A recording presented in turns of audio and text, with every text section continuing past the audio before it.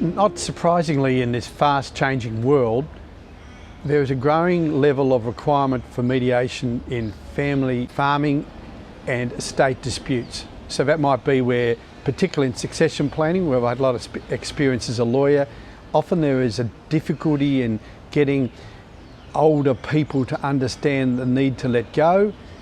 There can be the issue about non-active members of a family in a farm, such as siblings who have gone away to work in different professions, understanding the importance of allowing the younger farmer to have an opportunity to be able to acquire an interest in the property. Or in the case of estates, obviously, and often quite paradoxically, even though people are siblings to each other, spend a lot of years in their younger years together, it just appears that when the matriarch or patriarch both are gone, that all those nascent conflicts arise when an estate is being determined and finalised. So I thought I'd just give you some indicators and perhaps tips on how I've found my role as a mediation most effective in those sort of places. Firstly, as a mediator, it's really fundamental that you've got to get the confidence of the parties that you are someone who has life experience in their situations. Now, as a lawyer, obviously we all come from different backgrounds, but if you come from a regional area and are a solicitor, it's highly likely, and certainly in my case, I came from a farming background. I've had lots of clients in that industry, and in terms of estates, I come from a large family of 4 sisters. So not only have I been dominated, but sincerely I've been used to both disputes and the intricate way in which those conversations which occurred many years ago can jaundice the views of one party, one sibling against another. So really important that when you go or take on an assignment as a mediator, or when you're looking for someone to be that mediator, that mediator is going to spend the time with you, whether you're the instructing solicitor or another party, to understand their client's views, and then that mediator must get the opportunity and take the opportunity of actually speaking to the parties involved to assure them that the process, that your role as a mediator is one which is going to be impartial and in every respect is going to facilitate them reaching the solutions which they may not realise they have the capacity to do. And parties' personal concerns are paramount. My role as a mediator is not as an expert, not to tell them what is right or wrong, but to give them the opportunity to be heard in an environment where they can do so confident that the other parties will listen to their position, absorb their position, and in turn get the right to respond to their positions. So I think it's really important to ensure that the mediation environment is one which is as much as possible neutral.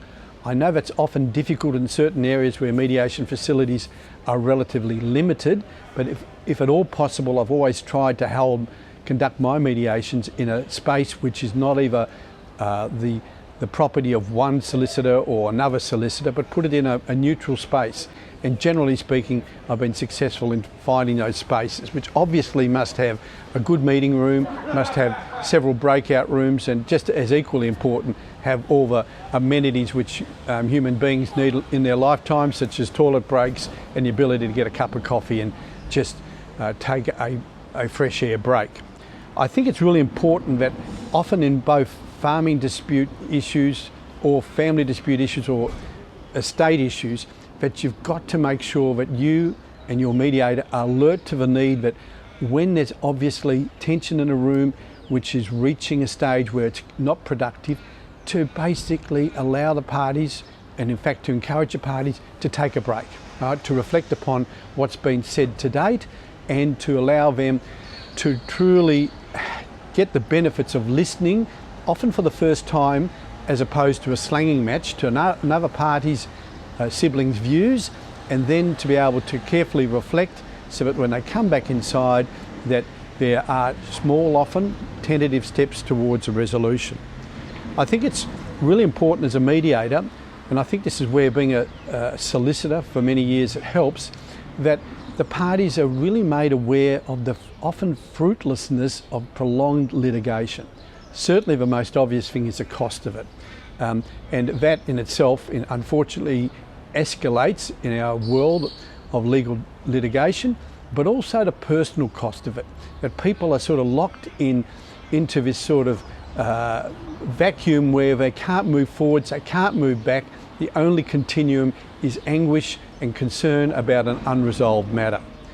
And finally, I think that it's really important as a mediator that whilst you're not there to give legal advice, that you can give a sense of reality to the fact that often in any litigation, when you come before a judge or an adjudicator, that the result is uncertain.